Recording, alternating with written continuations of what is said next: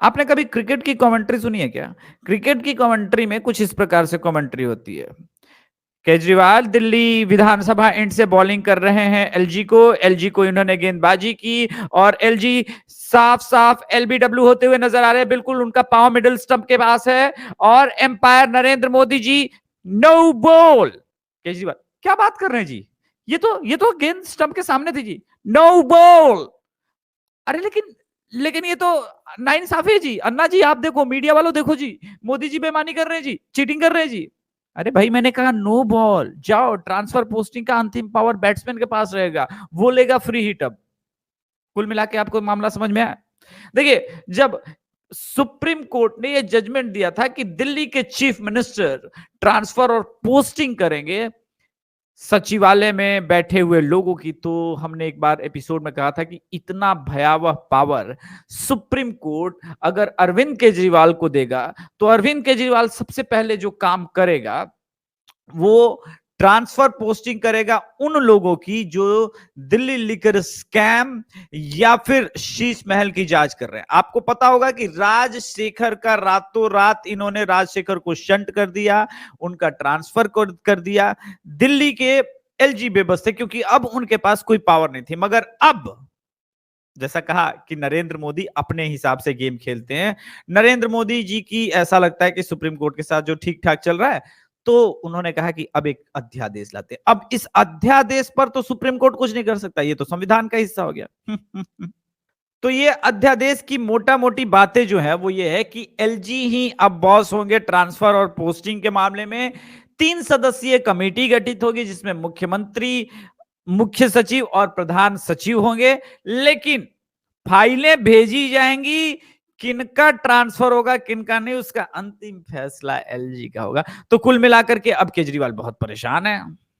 तो केजरीवाल की परेशानी का कारण जो है ना, वो अब सिर्फ लिकर स्कैम नहीं है, सबसे बड़ा स्कैम उसमें जो ये है वो है शीश महल घोटाला। और इसी वजह से अब आप देखेंगे कि केंद्र सरकार के इस अध्यादेश के खिलाफ भी दिल्ली सरकार न्यायालय का रुख करेगी, सुप्रीम कोर्ट। लेकिन आपको तो पता ही है कि मास्टर स्ट्रोक लगाने के बाद नरेंद्र मोदी विदेश यात्रा पे निकल लेते हैं, आप ढूंढते रहिए वो मिलेंगे नहीं। तो कुल मिला के उन्होंने यही कहा केजरीवाल को कि देख भाई दिल्ली के अंतिम बॉस एलजी होंगे। तो पता होगा जब राजशेखर जी का ट्रांसफर हुआ था तो किस प्रकार से उनका ऑफिस खुलवाया गया और फाइलें निकाली गई जिसको लेकर के कंप्लेन की जा रही थी। अब केजरीवाल इस मामले में फिर से फंसते हुए नजर आ रहे हैं और पूरा आम आदमी पार्टी पागल होकर के प्रोटेस्ट करने के लिए चला गया है। अब वो एलजी के दफ्तर में जाकर के कहेगा कि हमको सैमसंग का टीवी दो, सैमसंग का टीवी दो। लेकिन मोदी जी कह रहे सैमसंग की जरूरत क्या है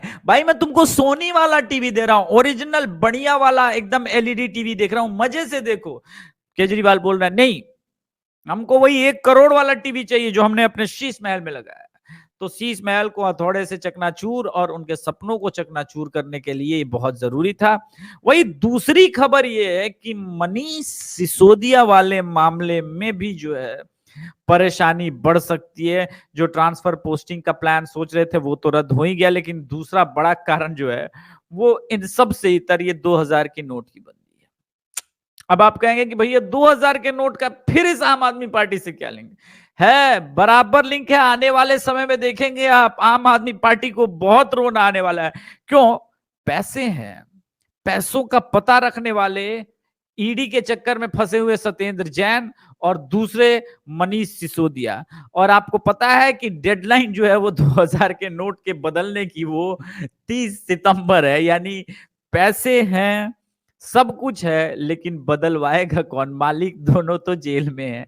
इसी वजह से ये समस्या है और इस समस्या के पीछे जो है वो केजरीवाल भागेगा। बुरी तरह से अरविंद केजरीवाल फंस गए हैं। पैसे पैसे को मोहताज होना किसको कहते हैं, ये नरेंद्र मोदी अब विपक्ष को बताने वाले हैं। तो कुल मिलाकर के अब लब्बो-लुआब ये है कि भाई एक तरफ शराब घोटाला और दूसरी तरफ शीश महल में फंसे हुए लोग।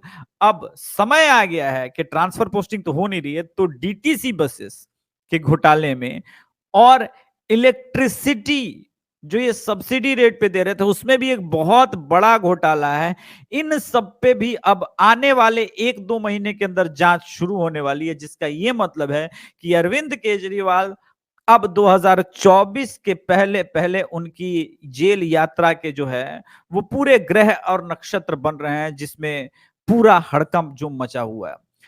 कुल मिला के अब ये देखना है कि अरविंद केजरीवाल और आम आदमी पार्टी नया पैंतरा कौन सा लगाती है, किस मामले पे प्रोटेस्ट करती है और किस मामले पे अरविंद केजरीवाल की पूरी टीम जो है वो बीजेपी के खिलाफ रणनीति बनाती है। क्योंकि देश के प्रधानमंत्री, जैसा मैंने बहुत पहले कहा था कि अब नरेंद्र मोदी 2024 का चुनाव करप्शन के मुद्दे पे लड़ेंगे। ये बात और है कि करप्शन के मुद्दे पे भारत की जनता वोट देगी या नहीं देगी, ये अपने आप में बड़ा देखने वाला साइन है।